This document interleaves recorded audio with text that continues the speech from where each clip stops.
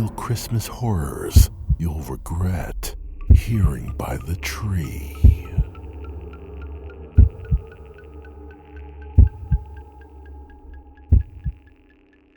The ornament I didn't remember buying. It happened the Friday after Thanksgiving, the day I always set up my Christmas decorations. I just finished vacuuming the living room and brought down the bins from my extra closet like I do every year. I live alone, but Christmas has always been my thing. Lights in the windows, cinnamon candles, old carols playing in the background while I work. The tree was artificial, but full. I've had it almost 6 years. I strung the lights carefully, layer by layer, then started unwrapping the ornaments. Most of them were the same ones I've had since I was a kid. Little keepsakes from school, vacations, and family traditions. There was the glittery snowflake from our Colorado trip in 2014. The paper angel my niece made when she was 5. That ugly, lopsided ceramic reindeer my mom used to make fun of, which I kept out of weird loyalty. I knew each one like I knew the layout of my own apartment, which is why I noticed it right away. It was hanging near the center of the tree, like I'd placed it there deliberately. A small snowman ornament, round, white, plain, black plastic eyes, tiny buttons, and a crooked painted smile. No glitter, no charm, no memory. It didn't match anything else. I picked it up. It was cool in my hand, colder than the others. I remember thinking, no tag, no initials, no store brand printed anywhere on the back. I figured maybe I'd bought it in one of those multi-packs last year without remembering, or maybe it was gifted to me and I never registered it. I shrugged it off and put it back where I found it. Later that night, around 3:15 a.m., I woke up suddenly. No noise, just this weird, prickly awareness, like I'd been in a dream I couldn't remember, but my body was still reacting to it. My apartment was freezing. I checked the thermostat, still set to 70. My bedroom door was cracked open a few inches, which I never do. I sleep with it closed, always. At first, I thought maybe it was a draft from the living room window. I walked out in socks and a hoodie. The lights on the tree were still twinkling, but dim, like the power was dipping. That's when I noticed it. The snowman ornament was lying face up on the floor.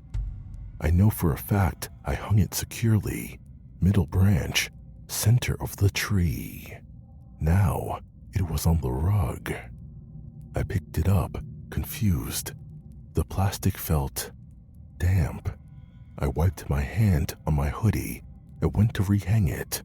That's when I heard it. This low, dragging scrape coming from the kitchen. It stopped, then started again. Slow, irregular, like something being pulled across tile. I froze. I just looked in the direction of the kitchen, but I was frozen in place. And then it hit me. I live alone. The thought finally registered in my brain, and I felt emotions I've never felt before. I stood there for maybe 20 seconds, long enough to convince myself it was the wind, or maybe the fridge settling. I started to turn when I heard a soft thud behind me, like something falling over. I turned around fast. Nothing, just the tree. The lights pulsed softly. I walked into the kitchen cautiously. Everything looked normal. Nothing had moved. Nothing was out of place. but I noticed something odd when I opened the fridge. The milk I just bought that afternoon was warm. When I walked back into the living room, the ornament was gone again. I didn't sleep the rest of the night. At sunrise, I stepped out onto my back patio to get some fresh air, still trying to convince myself it was nothing. That's when I saw it. The ornament was half buried in the snowbank near the woods. Its face was tilted upward, and even from a distance, I could see the eyes, black, glossy, like they were wet. Next to it, a single line of footprints, no pattern, just one after another, leading into the woods and fading completely about 20 feet in. I didn't follow them. That morning, I packed up the tree, boxed every ornament, dropped the bin off at a donation center. Every ornament. I didn't celebrate Christmas that year, but this year, I bought everything new, and I made sure to check and verify everything as best as I could. I also installed a new security system and purchased some home safety gear just in case. Stuff I used to think was overkill. But some nights, when I passed the tree too fast, I swear I still hear it. That soft, dragging scrape. Just once, like whatever it was that year, is waiting for me to notice again. Footsteps on the roof. Christmas Eve used to be my favorite night of the year. I'd always romanticized the whole thing. Soft snow, warm drinks, low music playing while the world outside went still. That year was no different. A light storm had moved in just after dinner, and by 9, the neighborhood looked like a postcard. I was on the couch with a blanket and a glass of rum-spiked eggnog, watching the fire flicker. The living room smelled like cinnamon and pine. Everything felt right. My partner, or should I say former partner, Eli, was upstairs, finishing some last-minute wrapping. We were going to exchange one gift each before bed, a little tradition we picked up from his family. He told me he needed 10 more minutes.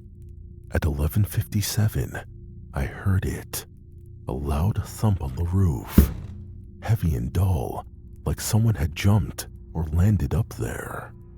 I paused the music, heart stuttering a little. A second thump came 5 seconds later, slower, more deliberate. At first, I assumed it was ice or a branch falling. The wind had picked up since earlier, but there was something about the pattern, not crashing or scattered like debris. It sounded like steps. I texted Eli, "Do you hear that?" No reply. I listened. Another thud, this one directly above the living room. I stood up, my pulse kicked a little harder, and walked toward the stairs. Each step creaked louder than I remembered. When I reached the top, I heard the bedroom window rattle slightly. From wind, I told myself. The room was dim. I walked over and pulled back the curtain. Through the frost-lined glass, I could see the roof's edge, blanketed in untouched snow. No prints, no disturbances. I stood there for a few more seconds, breathing slow. Then, another heavy step, directly above me now, just above the ceiling. Then another, moving toward the chimney. The lights dimmed slightly. I grabbed my phone and called Eli. Straight to voicemail. Now I was whispering to myself, it's just ice shifting. But deep down, I didn't believe it myself. I grabbed the nearest thing I could find, a dull letter opener, from his desk and walked back into the hall. At the end of it was the attic door. As I approached, the footsteps stopped. The silence hit hard, like holding your breath in the middle of a scream. I opened the attic slowly. Nothing. Just bins of wrapping paper, lights, and storage tubs. It smelled like dust and plastic. I stood there for a second, unsure what I was expecting to see. Then I heard breathing behind me. Not heavy or panicked, just slow, even, like someone standing still, watching. I spun around. No one was there. I didn't even close the attic.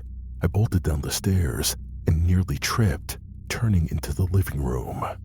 The front door was wide open. Snow had drifted in across the welcome mat. A faint wind was blowing the corner of the rug. I stared at the open door, then turned and looked back at the fireplace. The stockings were still hanging. Then I heard a voice behind me. "Where are you going?" I jumped.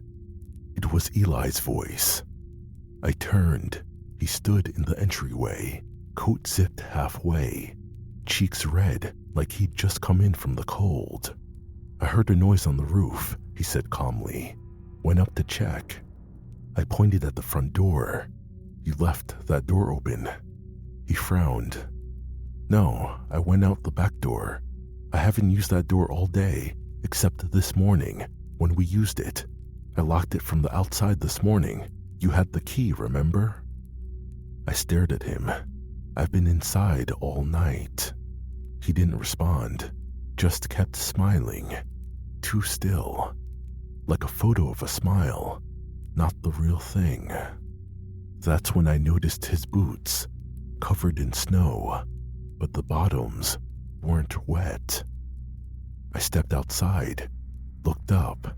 The fresh snow on the lawn was undisturbed, but behind him, leading up the slope of the roof, was a single line of boot prints, deep, sharp, like someone had walked up the house vertically and disappeared over the peak. I looked back at Eli. He tilted his head and asked, "Did you leave anything out for Santa?" I didn't answer. He watched me for a second longer, then looked away like the moment had passed. We didn't talk about it again. Not that night, not the next day, not ever. The rest of Christmas Eve went on like it was supposed to. We exchanged gifts, we watched a movie, we went to bed, but something had shifted, and I could feel it sitting between us. Quiet, heavy, undeniable. In the morning, the roof was untouched. No footprints, no scuffs, no signs of anyone ever being up there. I told myself I'd imagined it. That fear had filled in the gaps, that stress and the storm had played tricks on me. But every time I tried to replay the night in my head, it didn't line up the same way twice. Sometimes I remembered him coming back inside before I opened the door. Other times, I couldn't remember opening it at all. That's what scared me the most. We broke up a few months later. No huge argument, just distance. The kind that grows when you stopped trusting your own instincts or the person standing in front of you. And even now, years later, when I hear footsteps overhead in the middle of the night, I don't wonder what was on the roof. I wonder when I stopped knowing who was already inside. Whether it was just my mind playing tricks on me, or if he was planning something I barely escaped. The neighbor's gift. Every December since I moved in, I had the sweetest neighbor. Let's call her Mrs. Kane. Mrs. Kane would leave cookies on my porch. They were never store-bought, always homemade, slightly burnt, wrapped in wax paper, with a handwritten note that said something like, "Merry Christmas, neighbor. Stay warm." She was the kind of elderly neighbor you feel lucky to have. Quiet, polite, still swept her own walkway, even in heavy snow. We didn't talk much. She lived alone in the house 2 doors down, the one with the sagging porch and yellowing curtains. She'd been there longer than anyone on the block. Someone once told me she used to have kids, but no one had ever seen them. On Christmas morning last year, I opened the door expecting the usual wax paper bundle. Instead, I found a small wooden box with a faded holiday ribbon and a note in looping cursive. "For you, Merry Christmas." It was heavier than I expected. I brought it inside and sat on the edge of the couch, untying the ribbon. The wood was scuffed, the kind of wear that happens over decades. I lifted the lid, and a gentle lullaby started playing. One of those old hand-crank music box tunes, soft and a little warped with age. Inside was just the mechanism. No photo, no keepsake, nothing else. But on the bottom, someone had carved words into the wood. "For my missing children." I froze. That name, Mrs. Kane. It finally clicked. I remembered a local article I'd read years ago. She'd had 2 children. Both disappeared on Christmas Eve, sometime in the early 90s. The case went cold. No signs of forced entry, no ransom. The neighborhood whispered about it for a while, then stopped. Some said she had a husband, vanished not long after. Others claimed there was no husband to begin with. Suddenly, I heard rustling on my porch. I looked up. Through the window, snow was still falling gently, but someone was there. It was Mrs. Kane. She was standing on my steps holding another box. This one was larger, heavier, and wrapped in old floral paper that looked more like something from a basement than a store. I opened the door a crack. "Hi, Mrs. Kane. Merry Christmas." She smiled, but this time, it didn't reach her eyes like it usually did. "I found this in my attic," she said, voice soft, "from long ago. Thought maybe you'd want it. I've always thought you'd make a good mother." I didn't know what to say. Her hands trembled as she held the box out. Her nails were yellowed, chipped.